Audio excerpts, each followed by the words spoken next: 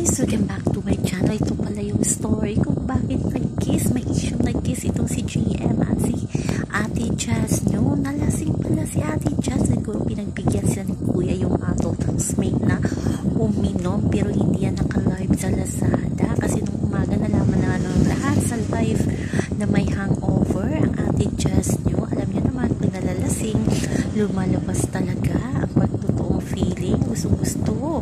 So panalo ng Ate Jazz nyo. Nakakiss na kay GM. So sana ipalabas yan sa prime time kung gaano katotoo ang chika na nag-kiss ang dalawa. Kasi napapaklose na din daw itong si GM kay Jazz. Pero abangan natin sa pagbabalik ng teens. Ano kaya magiging reaksyon ni GM kay Fiang? Namiss niya kaya si Fiang? Kasi kung tutusin, mas bagay talagang i-love team si GM at Fiang.